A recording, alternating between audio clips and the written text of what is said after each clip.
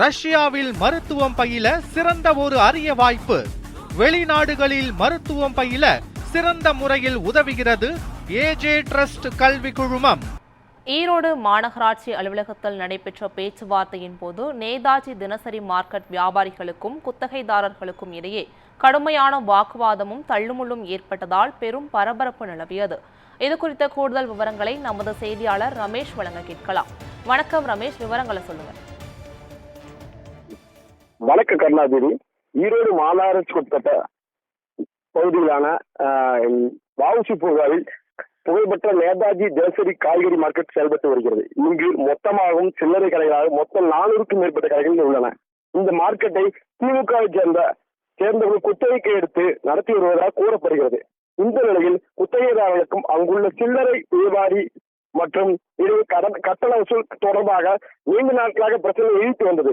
இப்பிரச்சனைக்கு தீர்வு காண்பதற்காக இன்று மாநகராட்சி ஆணையாளர் திரு அர்பிஜன் முன்னிலையில் இருதரப்பு பேச்சுவார்த்தை மாநகராட்சி அலுவலகத்தில் நடைபெற்று வந்தது. இதற்காக இருதரப்பினரும் அழைக்கப்பட்டிருந்தனர்.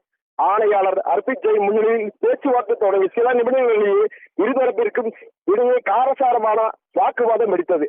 அப்போது வியாபாரிகள் தரப்பில் திமுகவை சேர்ந்த குத்தகைதாரர்கள் தினந்தோறும் அராஜகமான முறையில் எங்களிடம் வசூல் வேட்டையில் ஈடுபடுகிறோம் என்றும், எனவே இந்த குத்தகை முறையை உடனடியாக ரத்து செய்ய வேண்டும் என்றும், இடைத்தரகர்களாக இருக்கும் குத்தகைதாரர்களிடமிருந்து கடைகளை மீட்டு நேரடியாக வியாபாரிகளுக்கே வழங்க வேண்டும் என வலியுறுத்தினர்.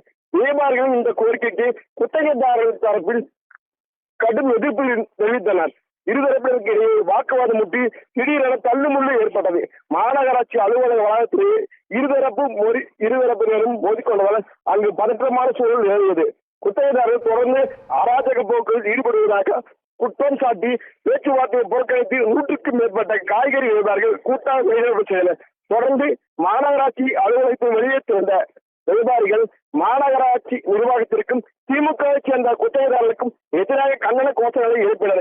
மேலும் ஏழை எளிய வியாபாரிகள் வாழ்வாதாரத்தை பாதிக்கும் இந்த விவகாரத்தில் தமிழக முதல்வர் விஜய் உடனே தலையிட்டு உரிய நடவடிக்கை எடுத்து நிரந்தர தீர்வு காண வேண்டும் என வியாபாரிகள் கோஷம் எழுப்பி வலியுறுத்தினர். மேலும் மாநகராட்சி நிலையத்தில் நடைபெற்ற இந்த மோதல் மற்றும் வியாபாரிகள் திடீர் போராட்டத்தால் அப்பகுதியில் சில நேரம் பரபரப்பு ஏற்பட்டது. விவரங்களை வழங்கியமைக்கு நன்றி ரமேஷ்.